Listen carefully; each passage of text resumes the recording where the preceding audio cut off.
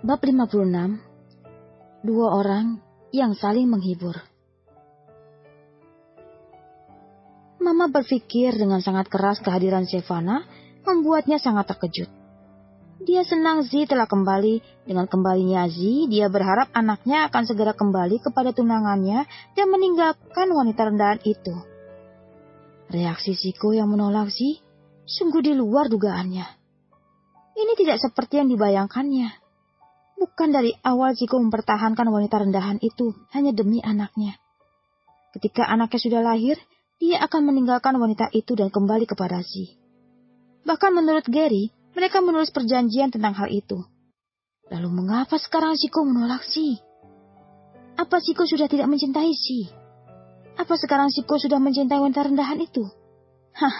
Ini tidak boleh dibiarkan. Dia harus membuat Ziko Zi kembali bersatu. Mereka berdua dilahirkan hanya untuk disatukan. Tidak boleh ada orang lain yang menghalangi takdir mereka. Dia harus membantu Shevana memisahkan mereka berdua. Lalu, haruskah dia memberitahu Zi tentang status wanita itu? Sebenarnya? Zi tidak perlu tahu mengenai wanita itu. Bila Zi tahu tentang hal itu, dia akan menganggap Ziko telah mengkhianatinya dan tidak akan mau kembali bersama putranya itu. Sepertinya dirinya harus membereskan masalah ini sendiri. Zi menatap sekeliling kamar. Dia sangat puas dengan apa yang dilihatnya. Dia berhasil membuat Mama percaya padanya dan mengizinkannya untuk tinggal di rumah besar. Dengan tinggal di rumah besar, dia akan lebih mudah untuk mengontrol emosi Mama Ziko agar semakin memihaknya. Penolakan Ziko sungguh membuatnya terkejut dan kecewa. Harga dirinya sangat terluka. Dia yakin 100% Ziko akan kembali menerimanya. Karena dia tahu laki-laki itu sangat mencintainya. Penolakan seperti ini benar-benar di luar perkiraannya. Apa Ziko benar-benar sudah tidak mencintainya? Apa yang mengubah perasaan laki-laki itu? Mengapa perasaannya berubah dengan sangat cepat? Apa ini berhubungan dengan ART bermata bulat itu? Ziko terlihat sangat panik ketika mengetahui bahwa dia telah menyuruh ART itu keluar dari apartemen. Laki-laki itu bahkan tidak menghiraukan kata-katanya dan berlari keluar mencari wanita itu seperti dia harus menyelidiki hubungan mereka. Dia harus bersiap dengan kemungkinan terburuk sekalipun. Tapi seburuk apapun situasinya, dia harus tetap menjadikan Ziko miliknya. Keluarganya sudah tidak menghiraukannya. Hanya keluarga Ziko yang bisa dijadikan tempat bersandar. Hanya keluarga Ziko yang mampu memenuhi gaya hidupnya. Dia tidak butuh keluarga lain. Apapun caranya, dia harus berhasil membuat Ziko agar tetap bersamanya dan menikahinya. Ziko menatap sekeliling apartemen yang tampak sepi. Hanya ada dirinya di ruangan yang luas itu. Dulu dia sudah terbiasa dengan kesendirian. Malah dia merasa sangat nyaman bila sedang sendiri. Sekarang perasaan itu hilang, digantikan oleh perasaan kesepian. Apakah dia sudah benar-benar terbiasa dengan kehadiran Nisa?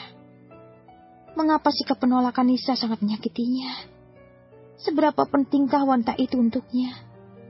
Dia sudah benar-benar mengetahui perasaannya untuk Shevana, tetapi dia belum mengetahui perasaannya untuk Nisa. Apakah dirinya sudah jatuh cinta pada wanita itu? Tapi itu tidak mungkin. Dalam hal apa wanita itu bisa membuatnya jatuh cinta? Ini pasti bukan perasaan cinta. Ini perasaan sayang dan penghargaan seorang laki-laki terhadap wanita yang telah mengandung anaknya. Ya, pasti perasaannya hanya sebatas itu. Tapi mengapa apartemen ini jadi sangat sepi? Kapan wanita itu akan pulang dan bersamanya lagi? Haruskah dia menelpon Bu Retno sekarang? Ziko menatap jam tangannya. Dia mengurungkan niatnya untuk menelpon, karena waktu sudah tengah malam. Di saat-saat seperti ini, yang dibutuhkan hanyalah cairan penghilang masalah. Dengan minuman cairan itu, dia akan melupakan semua masalahnya. Haruskah dia minum sendiri? Ziko mengambil ponselnya, menatap setiap kontak di ponselnya. Tidak ada orang yang benar-benar dekat dengannya yang bisa diajaknya minum. Kemudian, Ziko melihat nama itu. Tanpa ragu lagi, dia menghubungi nomor itu. Pada deringan kedua, telepon diangkat. Yeah, who is this? Hey bro, are you okay? No, I'm not. Who's speaking? bahasa Inggris. Jadi kecakapan bahasa Inggris berikut author tulis dalam bentuk bahasa Indonesia aja ya. Main, hehe. Bro, ini aku Ziko. Kamu baik-baik saja kan? Suaramu tidak terdengar baik. Oh, bro Ziko, ya, aku baik-baik saja. Hanya sedikit benar-benar, hanya sedikit patah hati saja. Hah? Kamu di mana, bro? Aku? Aku hanya berada di apartemen kecilku sendiri. Sedih. Suara Daniel tidak terdengar jelas. Sepertinya dia sudah mabuk. Kamar berapa, bro? Aku akan ke atas. Ya, datang ke sini temani aku minum. Aku di kamar nomor XS. Hah? Ziko mematikan ponselnya dan segera pergi ke kamar yang dimaksud. Ketika dia butuh teman untuk minum, ternyata Daniel juga sedang minum. Sepertinya waktunya sangat pas. Ziko masuk ke dalam apartemen Daniel. Dia melihat sekeliling apartemen Daniel lebih luas dibandingkan dengan apartemennya. Bila apartemennya didesain dengan gaya manly yang didominasi oleh warna abu-abu, sangat berbeda dengan apartemen Daniel. Apartemen itu didekor dengan sangat mewah. Tampak warna keemasan mendominasi tempat itu. Benar-benar tidak sesuai dengan karakter Daniel yang bad boy.